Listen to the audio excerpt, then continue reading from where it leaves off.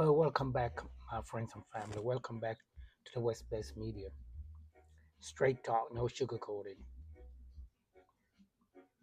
If you haven't watched part one, Ramaphosa versus Malema, the power struggle within the ANC, pause this right now and go back. It's it set the stage for what we're about to uncover.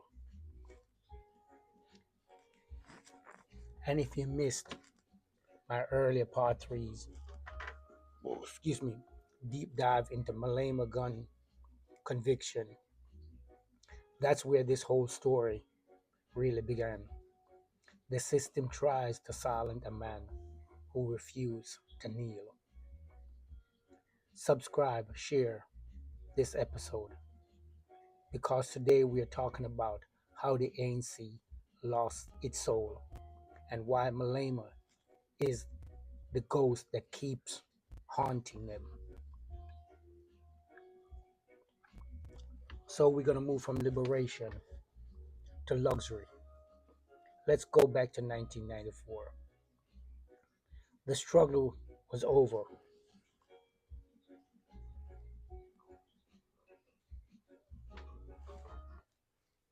The struggle was over.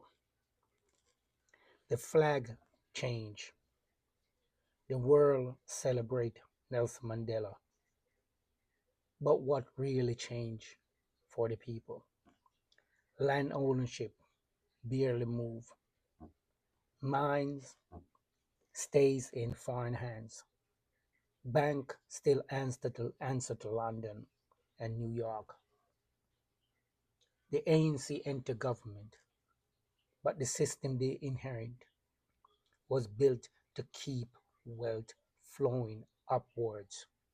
Instead of dismantling it, they adapted to it. By 2000, cabinet ministers owned mine shares. Party fundraisers became came from big companies, and politics like black economy power became a way for a few to join white elite while millions stay poor. That's how freedom slowly turned into management. And Malema, young, loud, unpolished, start calling it out.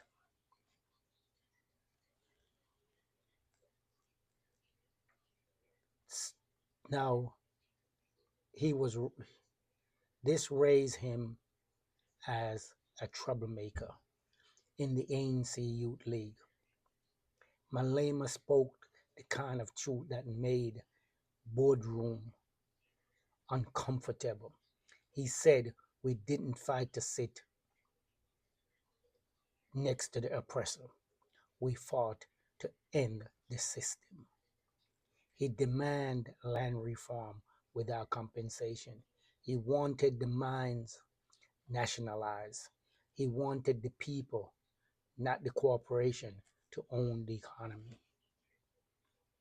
For Ramaphosa generation, trained to negotiate, compromise, to be polite, Malema was chaos. But for the township youth, he was electricity. The more he was condemned by the elite, the more the people cheered him. That's when the ANC decided he had to go. If you believe in revolution, show should serve the people before the powerful. Hit like right now and drop your thoughts and comments. Here's what they expelled him in 2012. They thought that was the end, but it was the rebirth. Malema left the ANC and built the Economy Freedom Fighters, the EFF. Red berets, red overall, red energy. He built a party that looked like South Africa, angry, young, and done with waiting. Within the within the years, the EFF had seats in parliament. They stood in red uniform while Ramaphosa allies wore Italian suits. It was symbolized the workers versus the wealthy, the betrayed versus the betrayed. Then came the scandal. When Ramaphosa was caught with US dollars hidden inside his sofa, 580,000 supposedly from a Buffalo sale. The system covered him. Investigation disappeared. The Reserve Bank found no wrongdoing. The West stays quiet. Now compare that to Malema. 7 years of prosecution for firing a gun in the ear.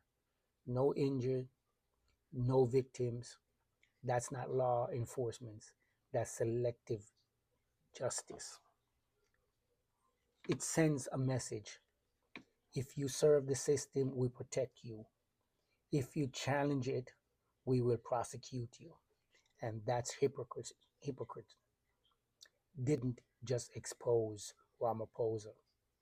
It exposed what the ANC has become, a party that punish, coverage, and reward compliance. Again, I say it's a party that punish courage and reward compliance. If you see that double standard clearly, like this episode and share it. Let the world see how justice works when politics run court.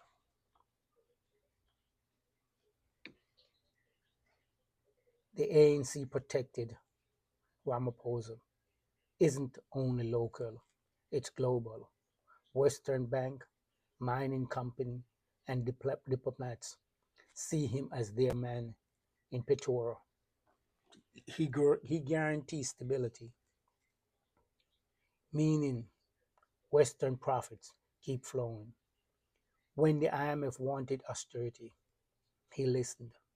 When Washington wanted alignment, he complied. They call it partnership, but the real partnership doesn't keep one side poor for 30 years. The truth is, the ANC can't cut the unbiblical cord because its leaders feed from it. Malema is the knife they fear. When Floyd Shibumba walked out of the EFF and tried to join Jacob Zuma party, it looks like another script from the same playbook, divided and diluted. He didn't last long. He's now forming yet another mini party, anything to drain the EFF votes. But here's what they missed: movement built on truth don't die with betrayal.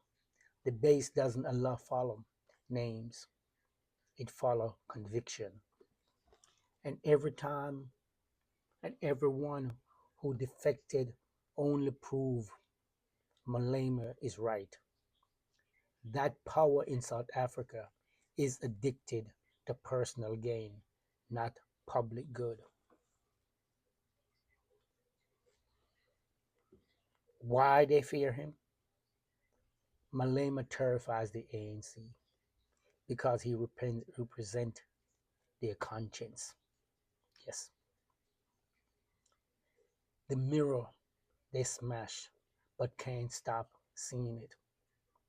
He talks about land, justice, Pan-African unity, things the ANC used to believe in before they traded radicalism to respectability. If he ever gained executive power or become a kingmaker in the ANC comfortable order collapse, and that's what they fear the most. When Western investors panic. Mining contract would be renegotiated. And for the first time since 1994, the people, not the party, would start set the agenda. So when they call Malema reckless, what they mean is uncontrollable. When they call him radical, they mean unbought. And when they call him dangerous, they mean free. That's why the ANC fears him. And that's why the Western Front is his opponent. Subscribe, share, and drop a comment below. Tell me, has the ANC lost its soul, or can it still redeem itself? In the next episode, episode 3, we'll dive into the West Sphere, a Malema-led Africa. And if you missed the early 3-part series and Malema gun conviction series, go back and watch it, because that's where this war truly begins. This is the West Best Media, straight talk, no sugarcoating. Africa is watching. Africans are waiting. My brothers and sisters, peace be with you. Thank you for watching. See you in the next episode.